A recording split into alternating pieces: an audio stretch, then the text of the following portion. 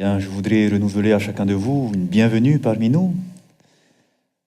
Remercions également le propriétaire des lieux qui a bien voulu nous prêter cette salle, nous l'a louée, pour pouvoir justement faire des conférences sur la santé. Voilà, je voudrais avant tout me présenter.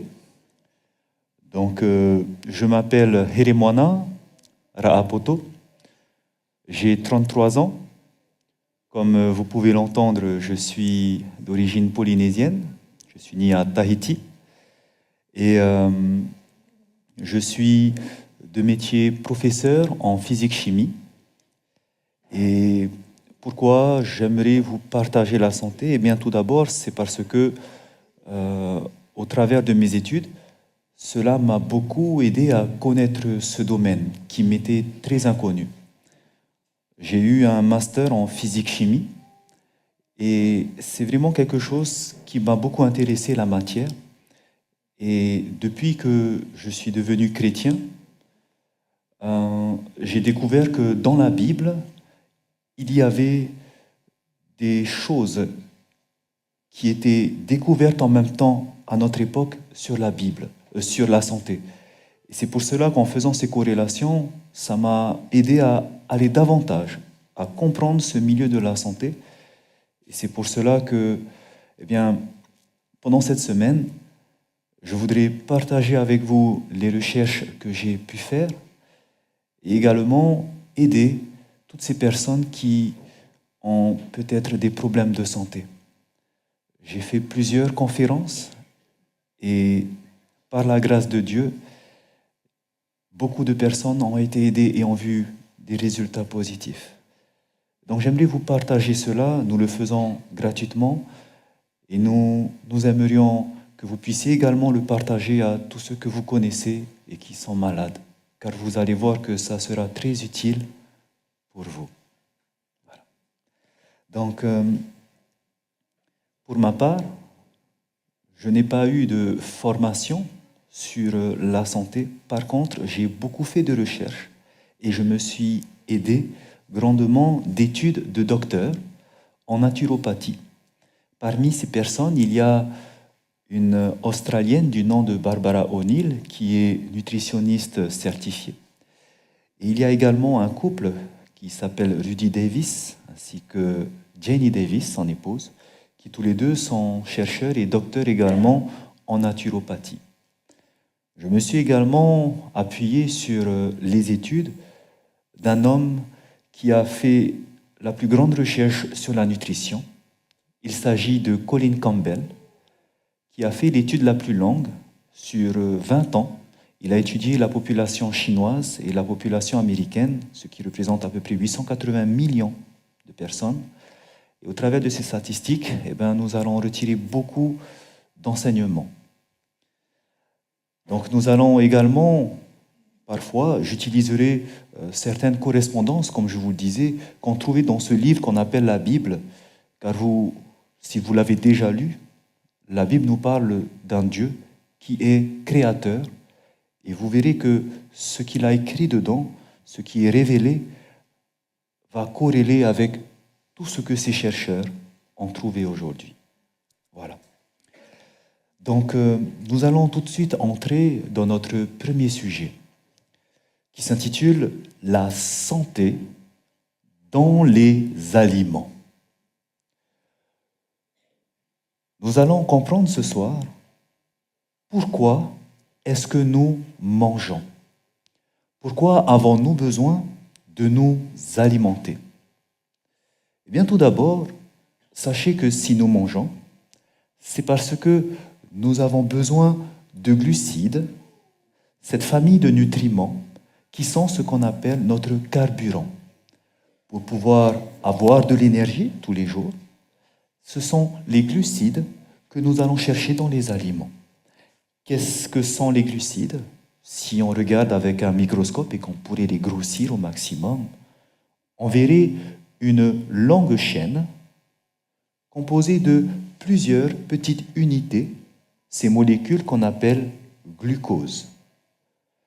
Le corps, lui, il va utiliser ces petites particules, donc l'unité de cette longue chaîne, et il va l'utiliser avec l'oxygène de l'air, le dioxygène qui est ici. Il y aura une réaction dans votre corps qui va se passer dans vos cellules et qui va vous permettre de produire de l'énergie. Et voilà pourquoi on peut bouger, on peut faire respirer, tous nos organes fonctionnent grâce au glucose qui est oxydé par le dioxygène. Donc nous avons besoin de ces glucides pour vivre. Deuxièmement, lorsque nous mangeons, c'est parce que nous avons besoin de ce qu'on appelle les protéines. Les protéines, c'est ce qui va construire vos cellules. En effet, si vous prenez votre corps, que vous retirez l'eau, parce que nous sommes composés à plus de 70% d'eau, lorsque vous retirez l'eau, eh bien vous allez voir que la partie sèche est composée à 50% de protéines. Et pour former vos cellules, vous en avez besoin. Ces protéines, eh bien, elles ont la forme d'un long collier de perles, avec des perles de différentes couleurs. Chaque perle représente ce qu'on appelle des acides aminés, et il en existe une vingtaine. Donc ils sont enchaînés les uns les autres, formant vos cellules. Nous mangeons parce qu'il y a certains de ces acides aminés que le corps ne sait pas produire. Le corps sait produire seulement 12 acides aminés, et c'est pour ça qu'il y en a 8 qui sont essentiels pour former nos cellules, que nous avons besoin d'aller chercher dans l'alimentation. C'est ce qu'on appelle les acides aminés essentiels. Ne les produisant pas, nous mangeons des protéines. Donc, vous avez entendu parler que les protéines se trouvent dans la viande, par exemple. Les glucides, c'est ce qu'on retrouve dans la pomme de terre, par exemple, le blé, les pâtes, le riz. Et un troisième type de nutriments que nous avons besoin pour vivre, c'est ce qu'on appelle les lipides, et on précise à côté le mot insaturé. Pourquoi on dit lipides insaturés? Parce qu'il existe en réalité deux types de lipides, deux types de graisses. Il y a ce qu'on appelle les lipides saturés. C'est une longue chaîne de molécules où il y a beaucoup plus de ce qu'on appelle d'hydrogène qui se fixe dessus, qui va faire que ces lipides saturés, à température ambiante, elles seront à l'état solide. C'est ce que vous avez quand vous prenez du beurre. Ils contiennent des lipides saturés, la graisse animale. Et en réalité, les lipides saturés proviennent du règne animal. Les graisses animales, le beurre, le lait, la graisse animale, forment ces lipides saturés que le corps n'utilise pas. Par contre, il y a les lipides qui font partie des lipides insaturés, qui contiennent moins d'hydrogène, donc on dit qu'ils sont insaturés, qui proviennent, eux, du règne végétal. Eux, à température ambiante, ils sont liquides. Et nous savons que ce qui est liquide à température ambiante, c'est l'huile végétale. Les lipides qui sont issus de l'huile qui est issue de l'olive, par exemple, des graines de tournesol, des graines de colza. Donc, ce sont toutes les huiles. Et ce que notre corps a besoin, ce sont les lipides insaturés. En effet, pareil, si vous prenez votre corps, qui est composé de cellules, lorsque vous retirez l'eau, la matière sèche, 50%, ce sont des protéines, on a dit, acides aminés, et 50%, ils sont formés à partir de ces lipides insaturés. Les lipides insaturés, si on les grossit au microscope, voici ce qu'on verrait. On appelle ça aussi les triglycérides, car ils ont 3 branches. Alors, ces lipides insaturés, appelés acides gras, il y en a que le corps aussi ne sait pas produire. Il sait en produire certains, mais pas tous. Parmi ceux qu'il ne sait pas produire, ce sont ce qu'on appelle les acides gras de la famille des oméga 3 et ceux de la famille des oméga 6. Parce que nous ne savons pas les fabriquer, on appelle ça les acides gras essentiels. Et aujourd'hui, vous entendez parler beaucoup de oméga 3, oméga 6, n'est-ce pas? Qui sont essentiels. Voilà. Donc, on a besoin de ça. Nous avons besoin de tous ces aliments. Et justement, un petit clin d'œil, c'est que comme ils se trouvent dans la nature, sachez que notre corps, la partie de notre corps qui contient le plus de lipides insaturés et qui a besoin de cela et qui est vital pour lui, c'est votre cerveau. Et c'est pour cela que, comme je vous disais, dans la Bible, le Créateur, qui nous dit qu'il a créé tout ce monde, les végétaux, eh bien, quand vous prenez dans la nature, la noix qui possède le plus de lipides insaturés, c'est la noix. Et regardez la forme de la noix, vous avez une coque qui est dure, comme le crâne, et lorsque vous regardez à l'intérieur, vous avez la forme du cerveau. C'est la noix qui contient le plus d'oméga 3. C'est pour ça que souvent je vais prendre la Bible, parce que vous allez voir, il y a beaucoup de corrélations et il n'y aura pas d'hasard, vous comprendrez à la fin. Donc, si on récapitule, nous mangeons parce que nous avons besoin de 3 types de ce qu'on appelle les nutriments, les glucides pour votre carburant, les protéines pour construire votre corps, ainsi que les lipides insaturés, et surtout pour votre cerveau, les lipides insaturés. Nous avons besoin également d'autres choses dans l'alimentation. Nous avons besoin de ce qu'on appelle les minéraux, les vitamines et les enzymes, ainsi que de l'eau, puisque nous sommes composés d'eau, il faut que ça se régénère. Ces 4 types d'entités, on ne les appelle pas des nutriments, mais des catalyseurs, parce qu'ils seront là pour fixer, assimiler par votre corps les nutriments. Les minéraux, par exemple, seront importants. Donc, nous savons qu'on a besoin, par exemple, de calcium pour vos dents, vos os. On a besoin de magnésium pour tout ce qui est courbature, déchirure musculaire. On a besoin de vitamines.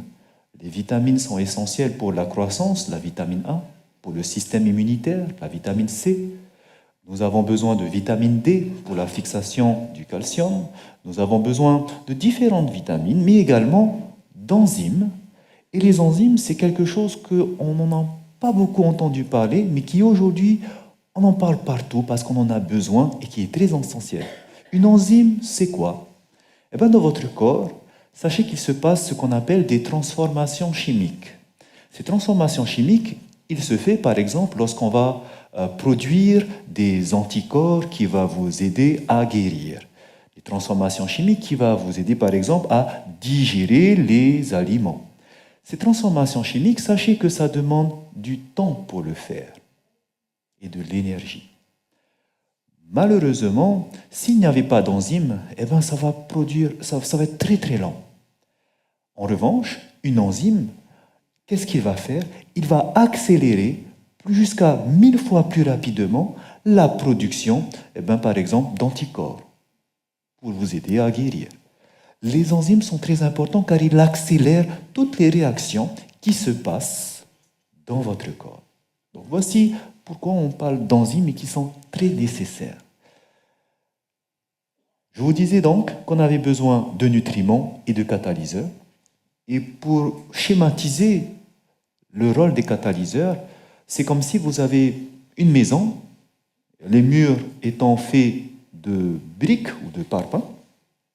Pour les assembler, on a besoin de ciment. Chaque brique ou chaque parpaing, ce seront les nutriments.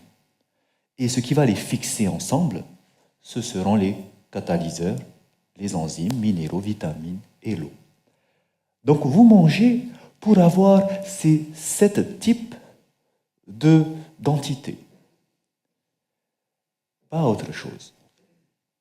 Quand vous comptez le nombre 7, Je vous fais également un petit clin d'œil car dans la Bible, il y a un chiffre qui revient constamment et qu'on appelle à force le nombre de Dieu, c'est le chiffre 7.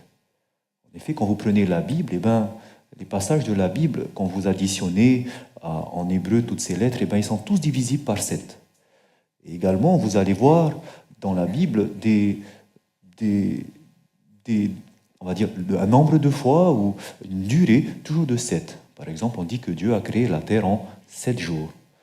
Lorsque vous prenez chez les Juifs, ils travaillent 6 années et la 7e année, ils se reposent. Quand vous prenez par exemple la guérison d'un roi, on nous dit qu'il s'est plongé 7 fois. Quand vous prenez dans le livre de la Révélation, on parle de prophétie de 7 sceaux, 7 trompettes, 7 fléaux. Il y a toujours ce nombre 7 qui revient. Et donc 7, c'est ce qu'on dit le nombre parfait, le nombre de complet. Et c'est pour cela que lorsque nous mangeons, nous avons besoin pas d'un élément, pas de 2 éléments, mais 7 types d'éléments.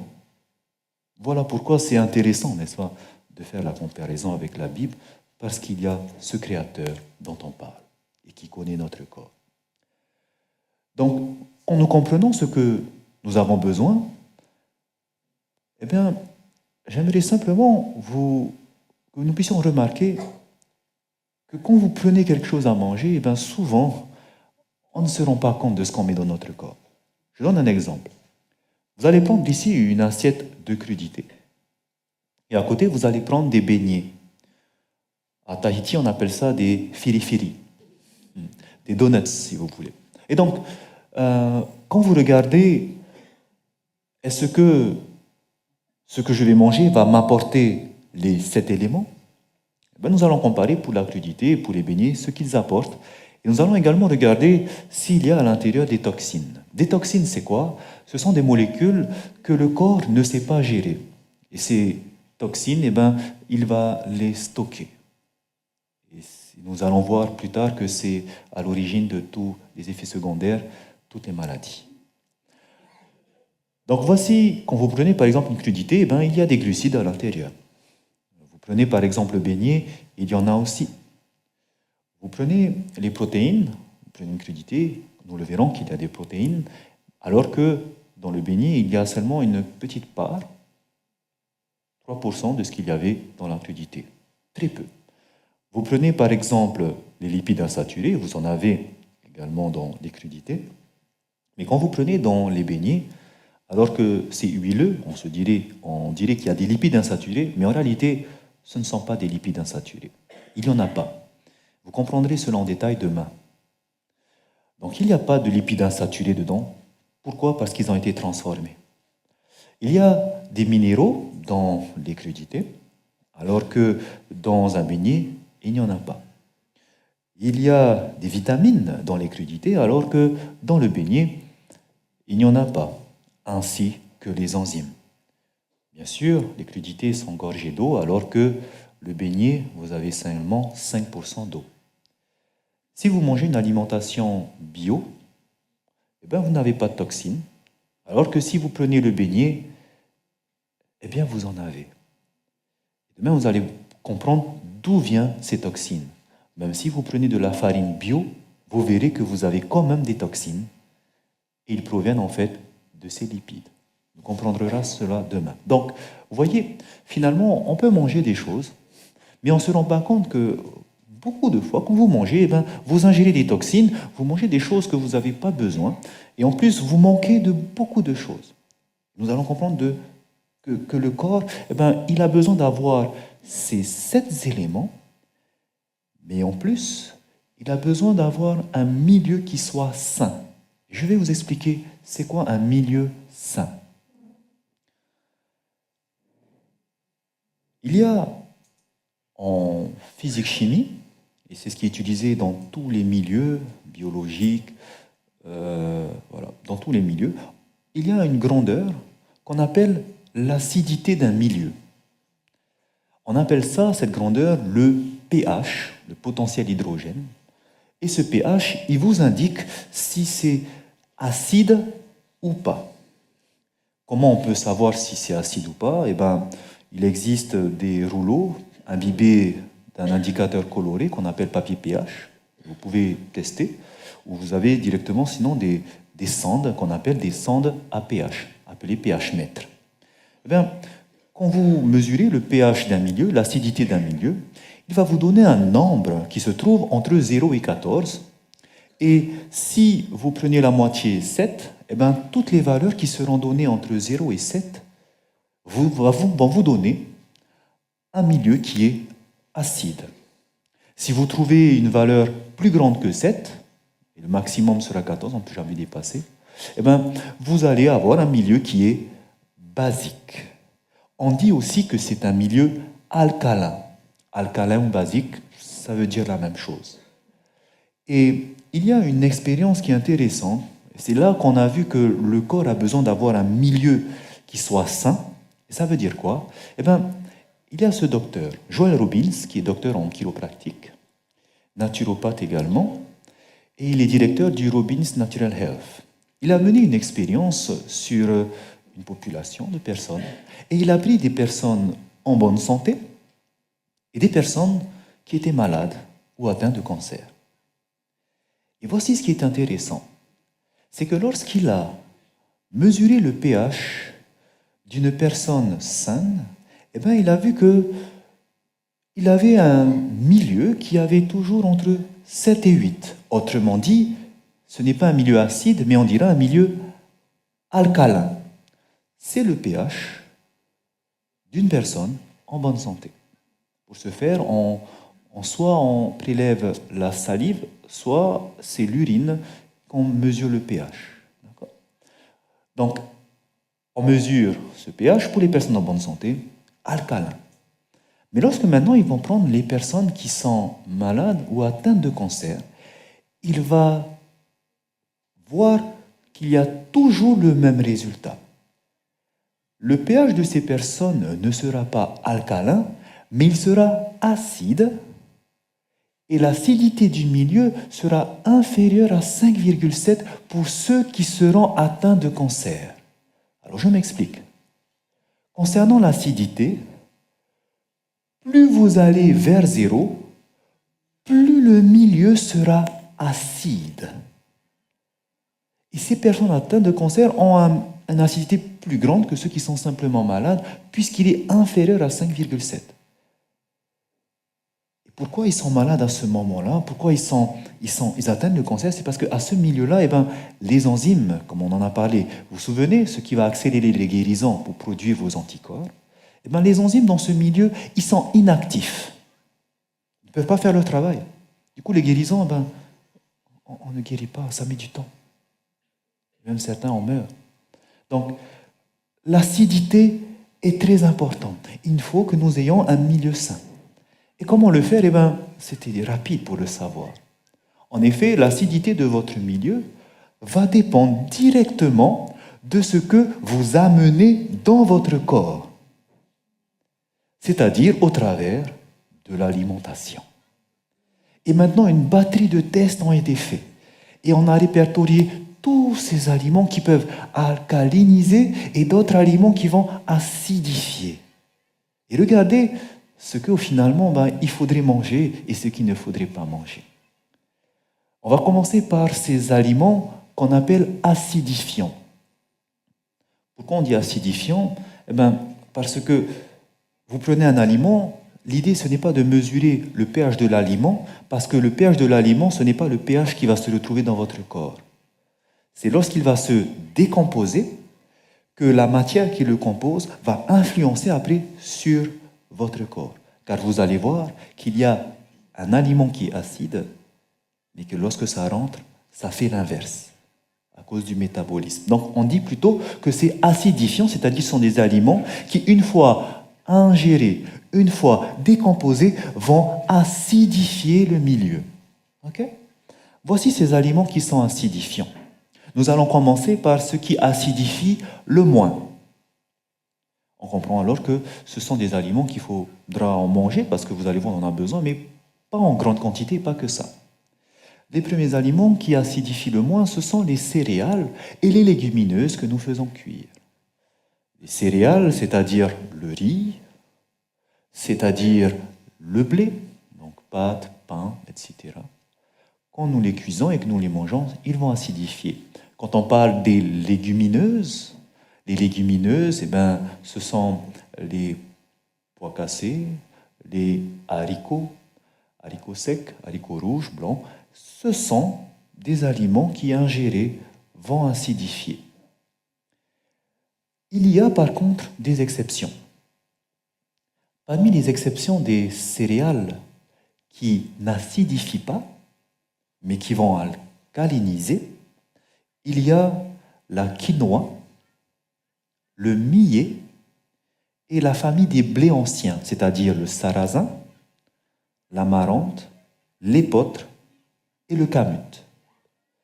Ces aliments, c'est bien à savoir, ils vont pouvoir alcaliniser directement. Parmi les légumineuses qui vont alcaliniser, vous avez comme exception les lentilles, les haricots de Lima et le soja. Ce seront les seules légumineuses qui, en ingérant, vont vous apporter un milieu sain pour votre corps. D'autres aliments qui vont acidifier, ce sont tous les fruits et les légumes que vous allez cuire. Et je vais préciser la cuisson. C'est une cuisson qui se fait, par exemple, à la poêle ou dans une marmite. Cette cuisson-là, ça va acidifier. Demain, on en parlera aussi. Vous avez la famille des produits laitiers. Le lait, les yaourts, les crèmes, le beurre. Tous ces produits vont acidifier un petit peu plus votre corps que les fruits et les légumes et que les céréales. D'autres produits qui vont acidifier encore plus que les produits laitiers, vous avez le sucre. Sucre blanc, sucre roux, c'est la même chose d'ailleurs. Et ils acidifient. Il y a également des sucres qui font l'inverse. Mais il ne faut pas en abuser. Si vous voulez sucrer, vous pouvez prendre du sirop d'érable parce que c'est le seul, on va dire, sucre, entre guillemets, qui va alcaliniser. Le miel est bon, mais il acidifie légèrement votre corps, moins que le sucre blanc d'ailleurs. Donc, il y a également autre chose qui acidifie plus que le sucre, ce sont les viandes. Quand je parle de viande rouge, viande de bœuf, je parle de viande blanche, comme par exemple la volaille, ou de poisson. Les viandes sont très acidifiants pour le corps. Il y a également des aliments qui sont épicés, parce que ce sont les épices qui vont beaucoup acidifier. Je parle du piment, par exemple, acidifiant puissant, et également d'autres que nous allons parler en détail demain. Vous allez voir quelles sont ces épices. Il y a également tout ce qui est aliments frits. La friture va plus alcaliniser encore que ces aliments épicés. Donc, par exemple, vous prenez des chips, vous prenez par exemple tout ce que vous allez mettre dans la friture, les frites, tout ce que vous faites baigner dans l'huile, vous faites des beignets, ce sont des aliments qui sont très acidifiants. Vous avez également qui acidifient encore plus, ce sont le café et le thé. Et vous avez le sel qui est un fort alcalinisant, fort acidifiant, et davantage l'alcool. L'alcool est un puissant acidifiant. Et ce qui acidifie aussi puissamment que l'alcool, ce sont les médicaments. Ce sont les Américains qui ont trouvé ça. Sachez que les médicaments sont des très forts acidifiants. Très très forts.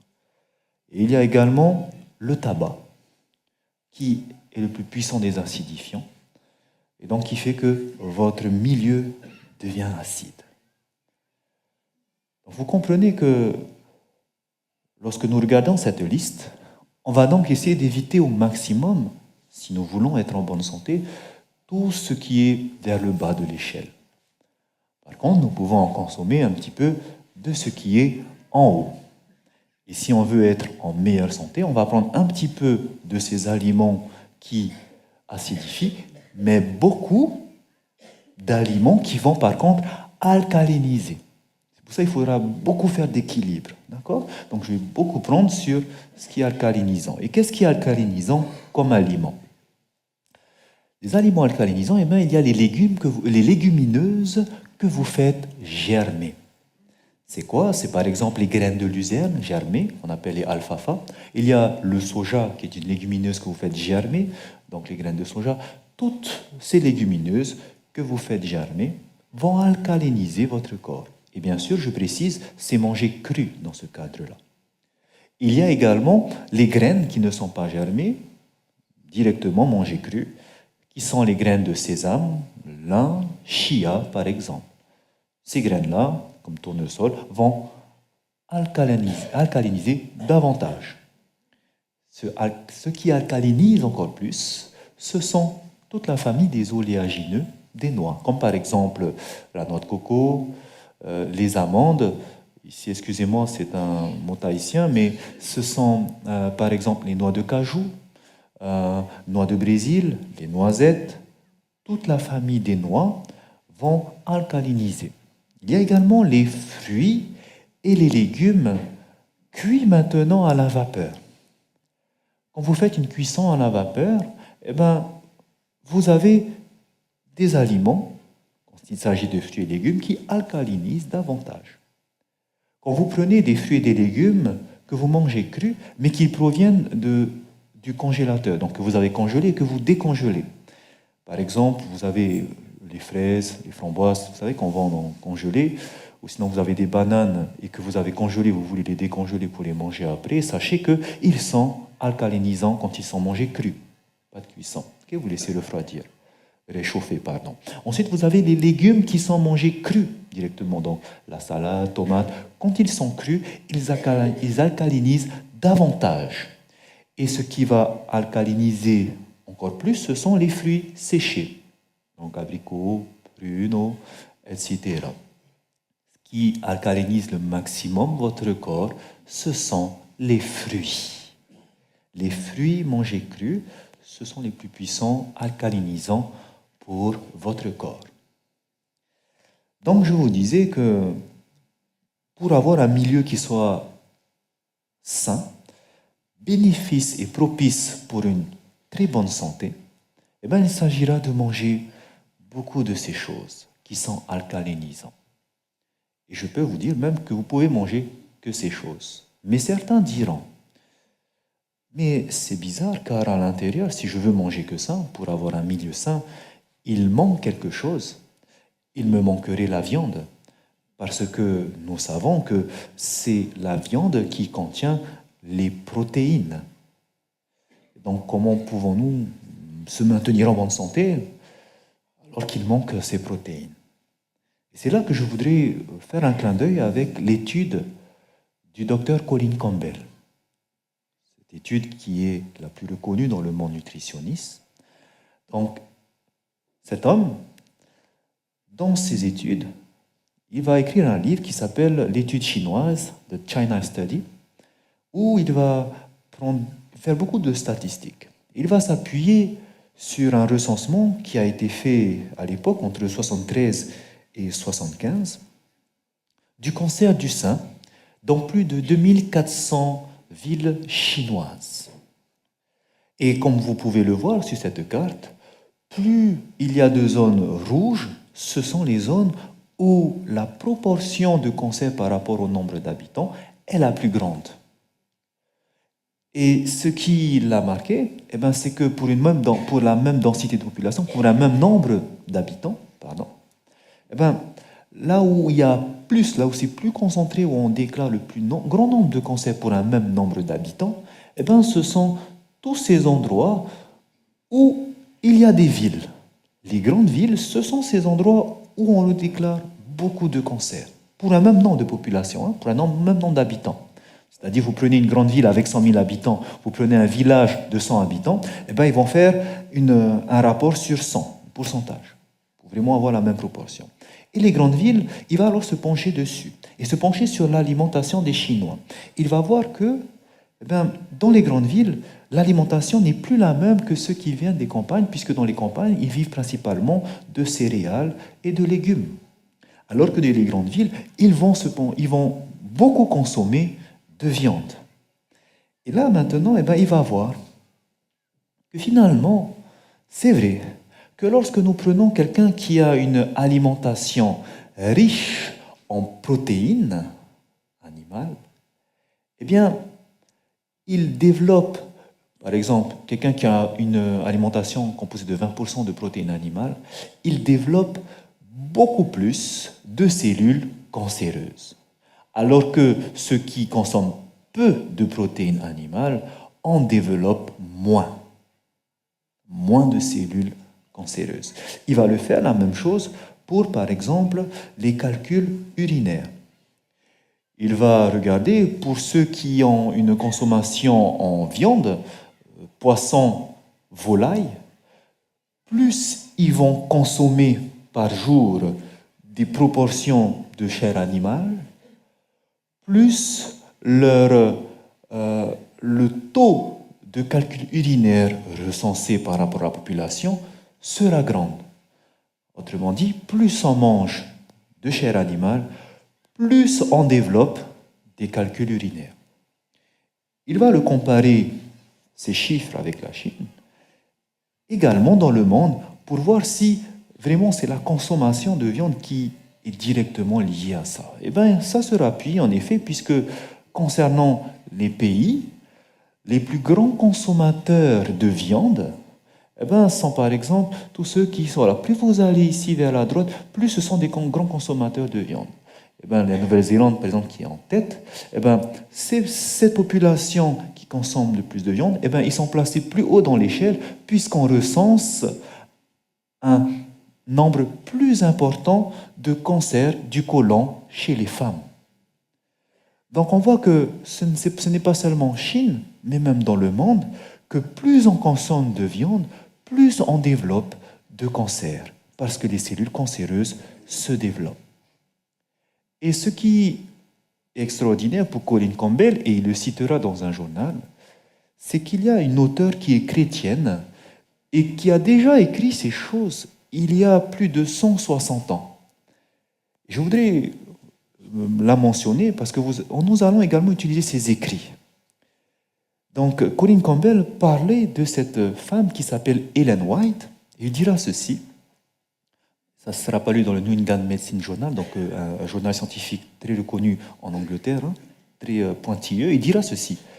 Je ne connais personne qui ne soit plus au point qu'Ellen White. Compte tenu de son contexte, c'est vraiment une femme surprenante. Ellen White, c'est une femme en effet qui a vécu il y a une centaine d'années, entre 1827 et 1915, et qui a écrit un livre, Conseils sur la nutrition et les aliments, et d'autres livres. Cette femme était, elle le dit, était directement inspirée par Dieu, donc le Créateur, celui dont on parle dans la Bible. Et voici ce qu'il va dire au sujet de cette femme qui a été inspirée par Dieu. Il dira ceci, que je suis convaincu que 100% de ces déclarations sont maintenant solidement soutenues par l'évidence scientifique de ces 20 à 30 dernières années. Tout simplement parce que la nutrition, les recherches sur la nutrition sont des recherches qui sont très récentes. Et aujourd'hui, ce qu'elle a écrit aujourd'hui, tout est vérifié par la science. Et c'est pour ça qu'on va utiliser directement ces écrits, et vous allez voir, c'est directement en corrélation, parce que ce qu'elle dit est inspiré d'un être supérieur. Voici ce qu'il dit, c'est absolument clair pour moi qu'il est temps de partager cela par tous les moyens que nous le pouvons. En effet, souvenez-vous, il en avait conclu, Colin Campbell, que ce qui déclenchait les calculs urinaires, les cancers du côlon, cancer du sein, c'était directement lié à la consommation de chair animale, de viande. Eh bien, aux États-Unis, où Ellen White a vécu, eh bien, elle avait déjà déclaré, il y a plus de 100 ans. Voici ce qu'elle disait. Par exemple, dans son livre « Conseils sur la nutrition et les aliments », à la page 494, elle dira ceci. « On mange tellement de viande dans ce pays, aux États-Unis, qu'hommes et femmes en deviennent immoraux. Leur sang est corrompu, et la maladie s'installe dans tout leur organisme. Et beaucoup de personnes meurent d'avoir mangé de la viande et on en ignore la raison. Si la vérité était connue, on saurait que c'est la consommation de viande qui a provoqué ces décès. Elle savait déjà que c'était directement lié à la consommation de viande. À l'époque, c'était fou de dire des choses comme ça. Aujourd'hui, la science est en train de l'approuver. En effet, vous vous souvenez que la viande, elle était placée parmi les aliments qui étaient acidifiants, n'est-ce pas? La viande est un aliment acidifiant, donc faisant que votre corps a un milieu où les enzymes ne peuvent plus être actifs, où du coup la guérison ne peut se produire et où les cellules cancéreuses pourront se développer à leur guise. Et vous allez comprendre pourquoi. Et c'est là où la chimie moléculaire intervient pour expliquer ce phénomène. Pourquoi la viande acidifie et fait que mon milieu ne peut pas m'aider à guérir, mais m'entraîne vers la maladie et la mort? Eh bien, lorsque vous regardez en fait une molécule, cette grosse molécule de protéines, vous voyez qu'elle n'est pas linéaire, mais qu'elle est curviligne, elle est enroulée dans tous les sens. Pourquoi elle est enroulée comme cela? Car il y a des liaisons qui vont faire qu'elles vont se replier et d'autres liaisons qui vont faire que ça va se repousser les atomes. Il y a des liaisons qu'on appelle ioniques, des liaisons qu'on appelle hydrogènes, entre un atome d'hydrogène et d'oxygène, des liaisons, des effets qu'on appelle des effets hydrophobes, donc qui vont se replier sur elles-mêmes. Et il y a également les ponts disulfure. Voici pourquoi la molécule est repliée. Mais lorsque vous allez manger, par exemple, la viande, voici comment tous ces liaisons qu'il y a. Au moment où votre corps va la digérer dans votre estomac, elle va découper toutes ces perles qu'on a appelées les acides aminés, et bien toutes les liaisons également vont se briser. Mais il y a parmi les liaisons une liaison qu'on appelle les ponts disulfure, et ces ponts disulfure, lorsqu'ils vont se décomposer dans l'estomac, vont produire l'acide le plus puissant dans le monde de la chimie, qu'on appelle l'acide sulfurique. L'acide le plus puissant. Et c'est pour cela que la viande, finalement, acidifie à cause de la libération de l'acide sulfurique dans votre corps au moment de la digestion. C'est pour ça qu'il est acidifiant.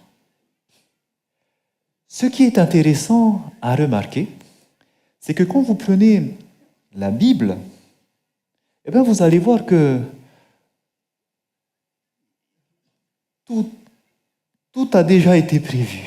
En effet, je vous disais qu'il y a un créateur qui a créé l'homme. Le premier homme, Adam, et la première femme, Ève. Et regardez, lorsqu'il va créer, ce qu'il va dire.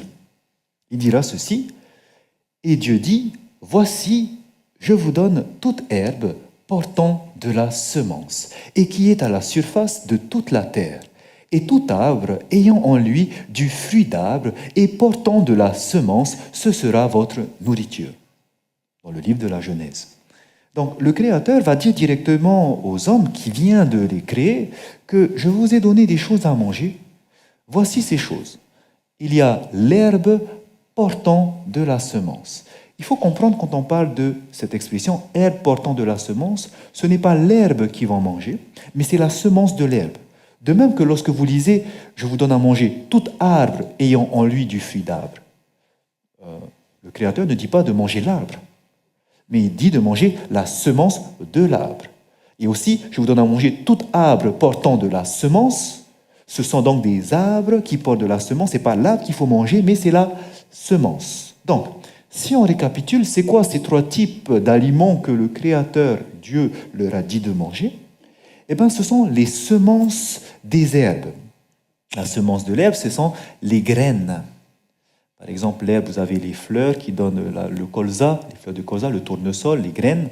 Vous avez, par exemple, l'herbe comme les lianes qui vont donner des haricots, donc les légumineuses, les graines, la semence. Cette semence qui, on sait que quand ça tombe en terre, on peut avoir une autre plante.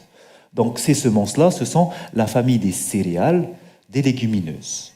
Okay. Ensuite, on nous dit, je vous donne aussi à manger tout arbre ayant lui du fruit. Donc, qu'est-ce qu'ils vont manger? Le fruit des arbres. Les fruits et aussi tout arbre portant de la semence. Alors, c'est quoi ces arbres qui portent de la semence, qui fait que quand ça tombe en terre, il y a un autre arbre qui peut pousser? Eh bien, ce sont tous les oléagineux. Par exemple, le coco, la noix de coco. On sait que quand la noix tombe en terre, eh bien, notre cocotier peut pousser. Vous avez les noix de toutes les noix. Donc, il y a les oléagineux. Voici donc l'alimentation que le Créateur a donnée aux premiers humains. Et la Bible nous dit qu'à un moment donné, eh ben, ils se sont écartés du plan du Créateur. Ils ont péché, comme on dit. Au moment où ils ont péché, eh ben, la race humaine va commencer à pouvoir mourir, parce qu'avant, ils ne mouraient pas. Et c'est pour cela qu'à ce moment, Dieu va leur donner une autre alimentation. Ajouté à cela, il dira, il te produira des épines et des ronces, et tu mangeras de l'herbe des champs. En plus, ils vont donc manger l'herbe des champs qui sont les légumes. On avait vu que la semence de l'herbe, c'était ce qui vient de l'herbe. Donc, les légumes, c'est directement l'herbe des champs. Les légumes seront donc ajoutés après que l'homme ait péché. Et jusqu'à aujourd'hui, c'est donc l'alimentation qu'ils ont. Sauf que,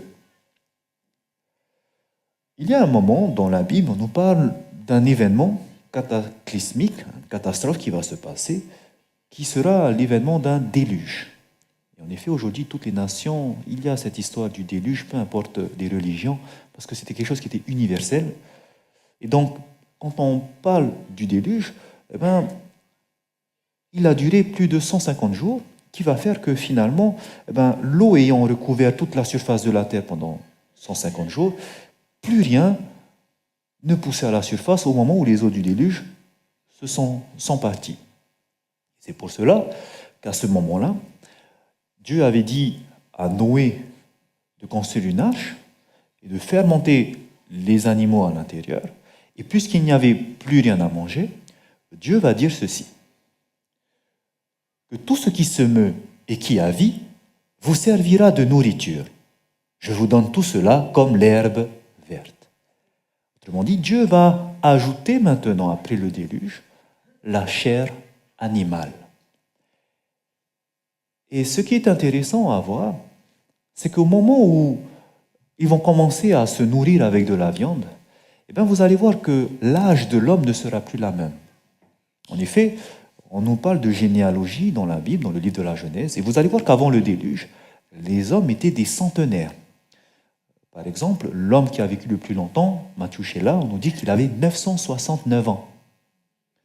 C'était des centenaires. Mais vous allez voir qu'après le déluge, ben l'âge va complètement diminuer, 100 ans, 90 ans. L'âge va complètement décroître au moment où la viande a été insérée. Et je précise qu'il s'agit de viande pure, parce que quand ils sont montés dans l'arche, la Bible nous dit que Noé va faire monter 7 coupes d'animaux purs et un couple d'animaux impurs.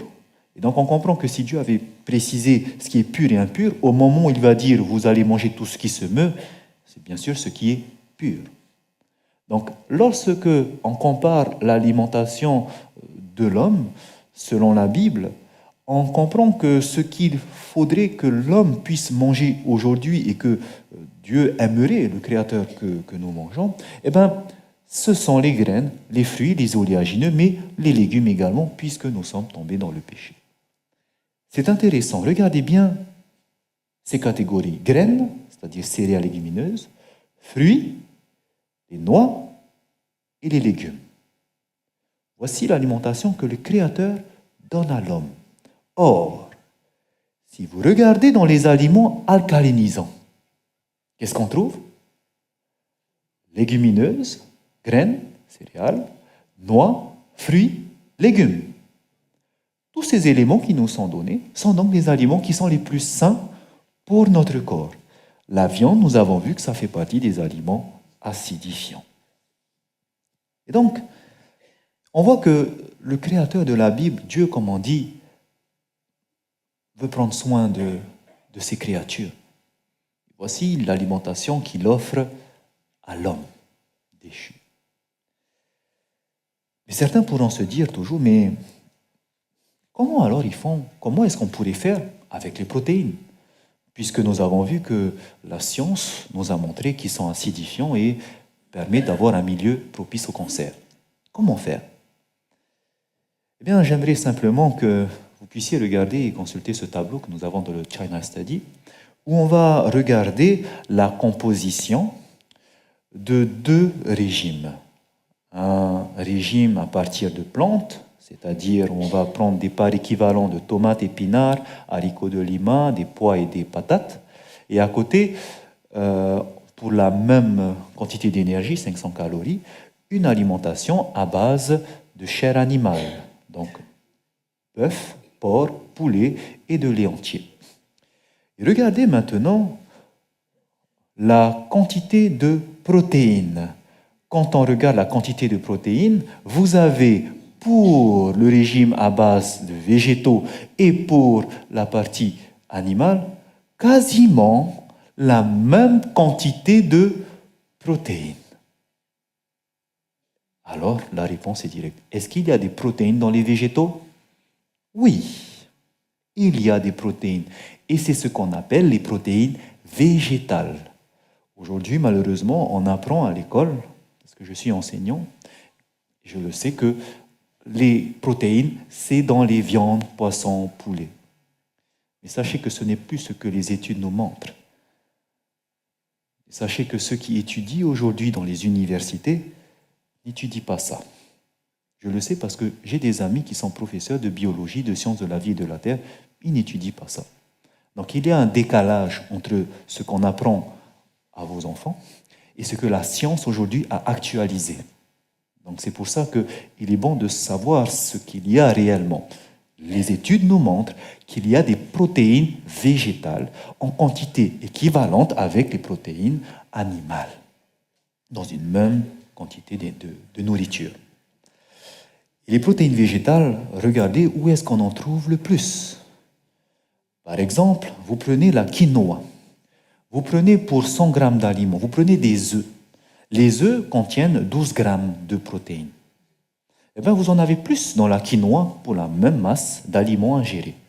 Vous prenez par exemple la viande de bœuf. La viande de bœuf, pour 100 grammes de viande, vous avez 18 grammes de protéines, parce que le reste c'est de l'eau, hein, 18 grammes. Eh bien, vous avez plus dans les pois chiches, dans les graines de courge et tout ce qui est au-dessus. Vous prenez le poisson et les volailles, vous avez 20 grammes, autant que dans les graines de chia, pour la même masse. Vous en avez plus, par contre, dans le fenugrec, plus dans les graines de chanvre, plus dans le soja, et ce qu'il y a le plus, c'est la spiruline. On comprend alors que, finalement, le règne végétal possède plus de protéines que dans le règne animal. Beaucoup plus. Ça, c'est ceux, par contre, qui contiennent le plus, parce que vous allez voir que d'autres aliments, d'autres végétaux, ne contiennent pas la même quantité. Mais il est bon de savoir ceux qui contiennent beaucoup de protéines végétales.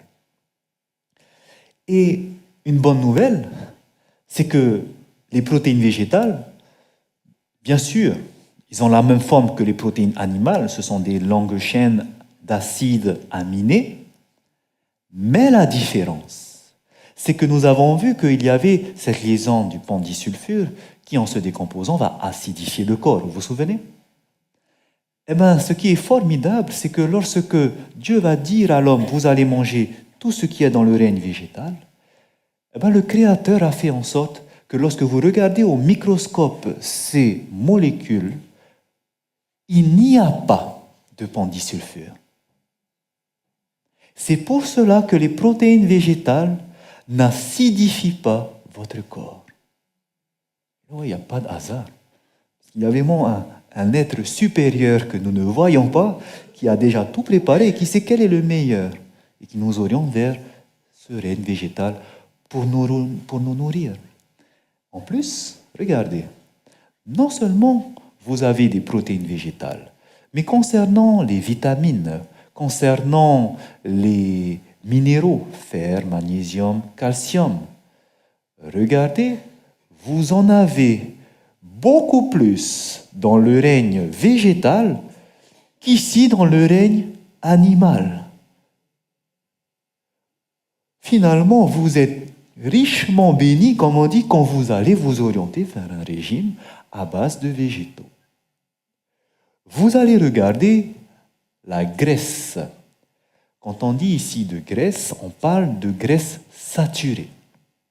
La graisse saturée, vous en avez beaucoup plus dans le règne animal. Aujourd'hui, les études ont montré qu'une alimentation riche en graisse saturée, en graisse animale, c'est une alimentation qui favorise les maladies cardiovasculaires. Car il y a un excès de sécrétion de cholestérol qui vont commencer à rigidifier les parois de vos vaisseaux sanguins. Et c'est ça, les graisses qu'il faut vraiment éviter. C'est ce que vous en avez là quand vous prenez le règne animal. Donc finalement, on est beaucoup plus, on est beaucoup plus béni lorsqu'on prend cette alimentation à base de végétaux. Et c'est ce qu'a montré Colin Campbell concernant le cholestérol.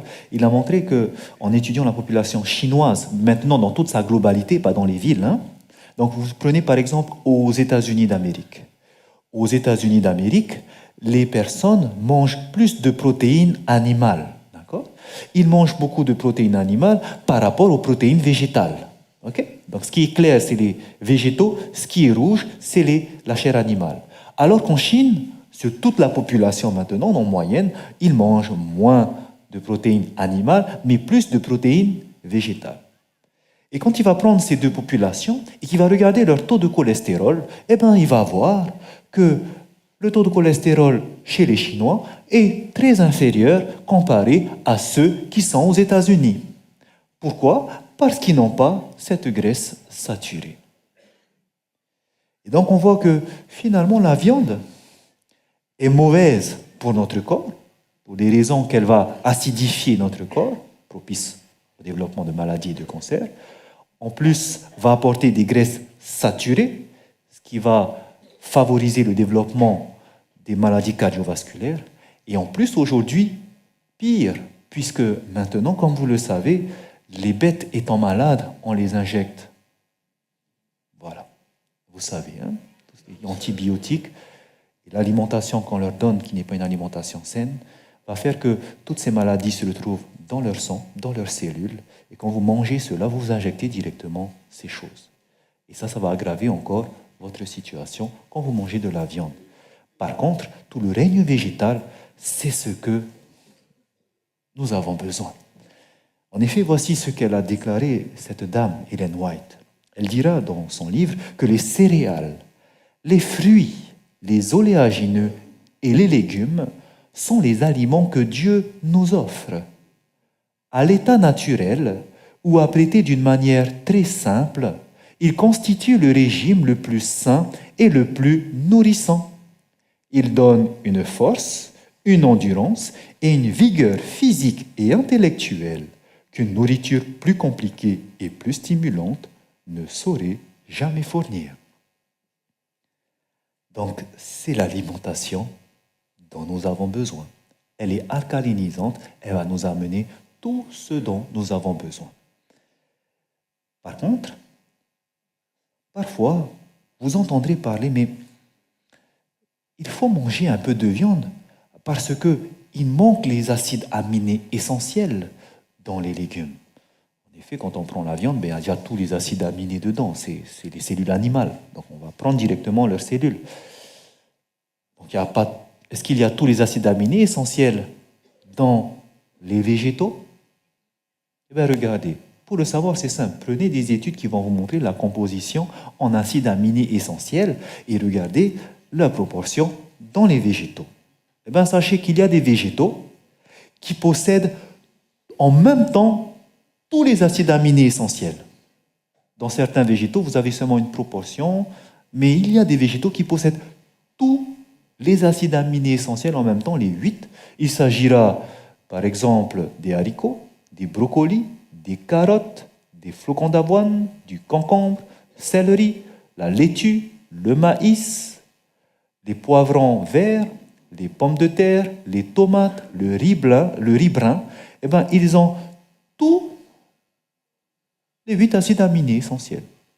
Pas de souci alors concernant acides aminés essentiels. Mais, comme je vous le disais, certains légumes, ben, ils possèdent une plus grande part de certains acides aminés et parfois pas d'un autre acide aminé essentiel. Et c'est pour cela que le conseil que je vous donne, si vous voulez vous orienter vers ce régime qui va vous faire beaucoup de bien, eh bien, c'est que quand vous allez manger vos légumes, c'est de varier les légumes, puisqu'ils vont chacun vous amener différentes proportions de ces acides aminés essentiels. Et en variant, eh bien, vous aurez tout ce qu'il vous faut. Ça va se compléter. Et un conseil pour pouvoir varier vos légumes, eh bien, c'est de prendre de différentes couleurs. En effet, la couleur est directement liée aux vitamines présentes et aux minéraux. C'est ce qui va donner la couleur de vos aliments. Et donc, en variant vos couleurs, vous prenez 2-3 couleurs, par exemple des tomates, vous prenez par exemple une betterave, vous prenez par exemple des concombres. Et bien, quand vous faites ensemble, vous avez tous les acides aminés. Donc, je parlais tout à l'heure qu'il y en a qui ont tout, par exemple tomates, bien sûr, hein, laitue, céleri, ils ont déjà tous les acides aminés. Donc ça, il n'y a pas de souci. Vous pouvez les manger directement. Et c'est ce que nous conseillait Ellen White. En effet, elle dira, variez vos menus. Variez. Il faut avoir différents types d'aliments pour apporter un peu plus d'un autre concernant les acides aminés. Et elle dira que l'on ne voit pas sur votre table, repas après repas, et jour après jour, les mêmes plats.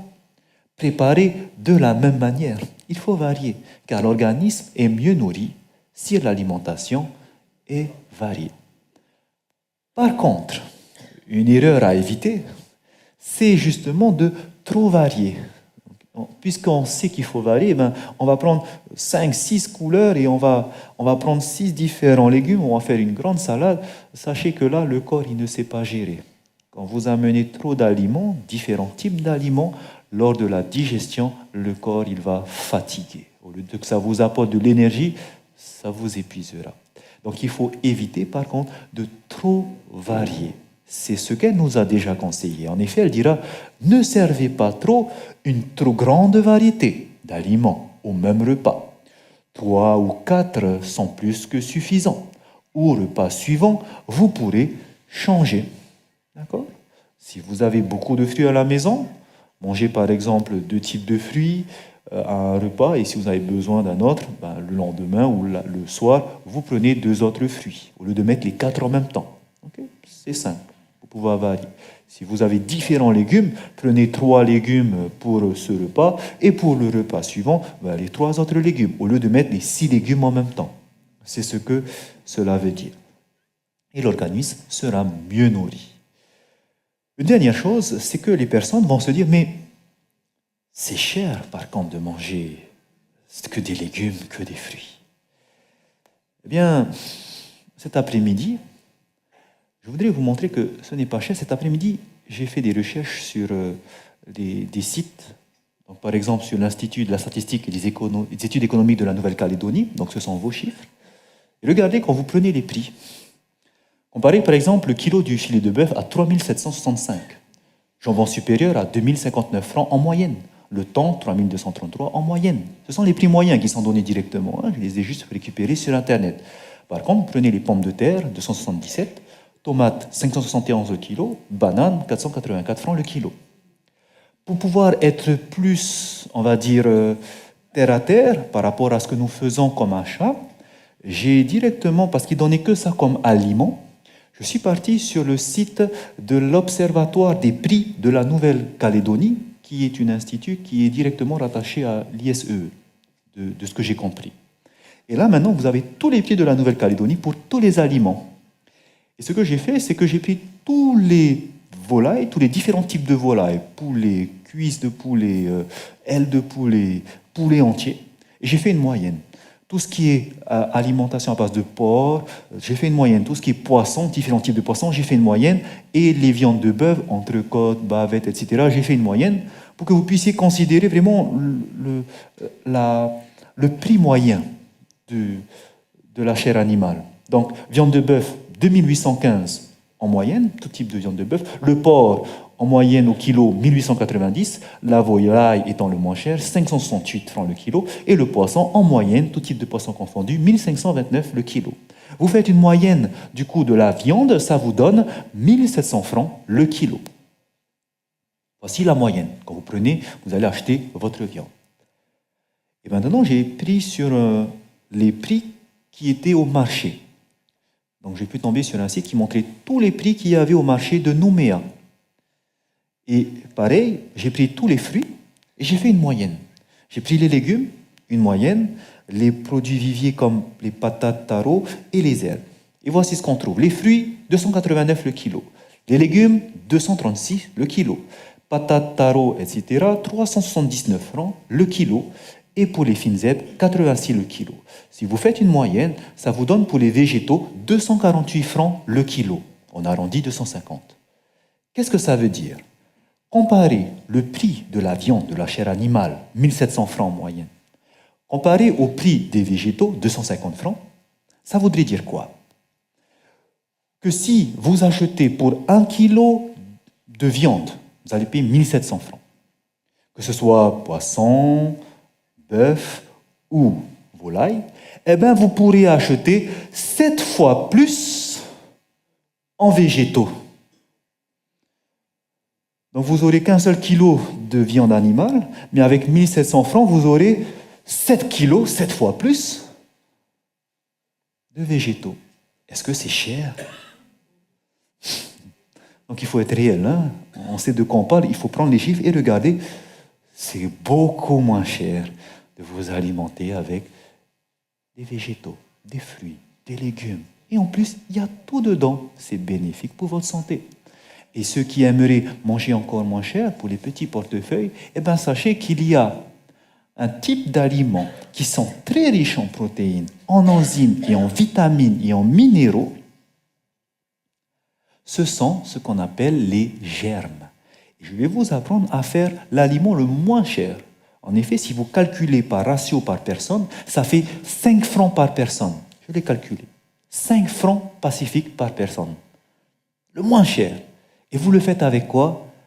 Avec des lentilles. Prenez un sachet de lentilles et vous avez besoin juste d'un bocal, un élastique, un torchon. Si vous pouvez avoir ce genre de filtres qui peuvent se plier, c'est encore mieux. Si vous n'avez pas, prenez un torchon. Et ce que vous faites, c'est que vous prenez vos lentilles et que vous allez les mettre dans le bocal et vous allez tremper toute la nuit pendant 12 heures. Vous allez mettre de l'eau à l'intérieur. Vous laissez toute une nuit reposer.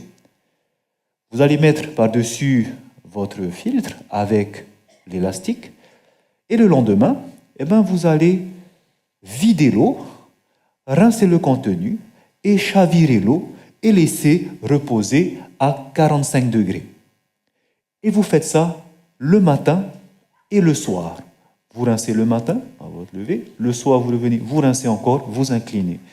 Vous allez voir que quand vous inclinez, j'ai oublié de préciser, vous le mettez à 45 degrés avec l'évacuation vers le bas pour qu'il puisse garder de l'humidité à l'intérieur. Un jour, vous allez déjà voir les germes sortir, 2 jours, 3 jours, et quand vous arrivez au 3e jour, vous allez commencer à voir les feuilles vertes qui sortent. Dès que vous voyez les feuilles qui sortent, c'est là qu'il faut arrêter et que vous allez manger ces choses. Et vous allez voir, ils sont délicieux. Vous les mettez en salade, ils contiennent beaucoup de protéines. Excellent pour la santé. En effet, vous savez, la graine, à ce moment-là, elle n'a pas besoin de terre, n'est-ce pas? Il n'y a pas la terre. Où est-ce qu'elle va chercher ses aliments? Eh bien, elle libère, lorsqu'elle est mouillée, elle libère des enzymes. Tous les enzymes, minéraux, vitamines sont libérés. Et ça, c'est ce que la plante va utiliser pour la faire grandir. Vous allez directement l'ingérer. Et c'est pour ça que c'est puissant. Ce sont des puissants aliments. Donc ça, 5 francs par personne. Voilà. C'est pour cela que c'est accessible à tout type de portefeuille. Et en plus, ça va vous accorder qu'une meilleure santé. Je voudrais vous parler d'une personne qui a fait l'essai. C'est cette personne qui s'appelle André. Comme vous le voyez, c'est quelqu'un d'obèse. Ici, il a 31 ans. Il pesait plus de 167 kilos. Ouais. Pendant tout son âge adulte, il maintenait ce poids. Il racontait que pour se peser, il ne se pesait pas chez le médecin, tellement il était énorme. Il allait à la CPS, qui est la Caisse de prévoyance sociale en Polynésie, et c'est là-bas qu'il se faisait peser et on le mettait sur un pèse-viande, carrément, parce qu'il était énorme. Et voilà qu'à l'âge de 41 ans, alors qu'il avait ses 160 kilos, il se plaignait maintenant de mal de dos, et surtout de mal de genoux, tellement il était lourd. Et là, son frère va lui proposer de faire du sport avec lui. Il va se mettre au sport. 3 ans, de façon intensive. Il disait qu'il faisait du sport le matin, le soir, le matin, le soir. Et en faisant du sport, il va pouvoir baisser de 10 kilos, 150 kilos. Mais il stagne. Il voit qu'il est un peu plus fort, plus résistant, mais il a toujours mal au dos, toujours mal aux genoux, et il n'arrive plus à perdre de poids alors qu'il en fait beaucoup de sport. Et c'est là qu'à l'âge de 44 ans, il va entendre parler de ce fameux séminaire santé. Sauf qu'il va assister au sujet que vous avez entendu. Quand il va assister à ce sujet, ça va faire un déclic, parce que c'était un gros mangeur de viande. Il connaissait Dieu, il lisait la Bible, et donc il a compris que le Créateur lui a donné la meilleure nourriture qui se trouvait dans les fruits, légumes, oléagineux noirs, et donc il a laissé la viande. Et voici ce qui va se passer seulement quelques mois plus tard. 44 ans, il change d'alimentation. Et maintenant, seulement quelques mois, de 150 kilos, il va baisser, 3 mois il s'est passé exactement. 150 kilos, il arrivera à 120 kilos. Et ce qui est formidable, c'est que non seulement il va perdre du poids, mais ces douleurs qu'il avait pendant toutes ces années au niveau du dos disparues. Les douleurs qu'il avait au niveau des genoux, plus rien. Et là, il va remercier le Seigneur parce qu'il a fait confiance et ça a fonctionné. Il va parler ensuite de sa sœur. Sa sœur qui, il me disait, il avait pitié d'elle parce que tous les soirs, depuis son adolescence, elle tousse. Et quand elle tousse, il disait, on dirait qu'elle va s'étouffer, on dirait qu'elle va mourir. Et il a pitié de sa sœur. Et c'est là que, quand il va voir ça fonctionner sur lui, eh bien, il va proposer à sa sœur, regarde cette vidéo, et quand il l'a vue, il va mettre aussi en pratique. Sa sœur, aujourd'hui, ne tousse plus. Pourquoi? Parce que vous avez compris que quand on prend cette alimentation, votre acidité, l'acidité du milieu, vous allez voir un milieu alcalin. Un milieu dans lequel les enzymes pourront être activées. Un milieu dans lequel vos anticorps pourront fonctionner. Un milieu qui va vous donner tous les éléments dont vous avez besoin avec cette alimentation végétale. Donc, essayez, vous n'avez rien à perdre, mais tout à gagner. Voici, pour terminer, les conseils que j'aimerais vous donner pour terminer. Ce que nous devrions retenir aujourd'hui, c'est donc de manger davantage de fruits et de légumes crus. Essayez. Variez aussi convenablement vos aliments, car nous avons besoin de varier. Cela, ce sont des conseils qui viennent bien sûr des scientifiques, qui viennent aussi de cette dame qui a été inspirée par Dieu et de la Bible elle-même. Et voici un dernier verset que j'aimerais vous lire, parce que ce Créateur, il désire quelque chose pour vous. Dans ce livre de Jean, l'évangile de Jean, le 3e livre de Jean, l'Épître, chapitre 1, verset 2, il nous est dit ceci: Bien-aimé, je souhaite que tu prospères à tous égards et sois en bonne santé comme prospère l'état de ton âme. Et c'est ce que moi aussi j'aimerais vous souhaiter, que vous puissiez être en bonne santé. Aujourd'hui, vous avez la clé qui va pouvoir vous aider.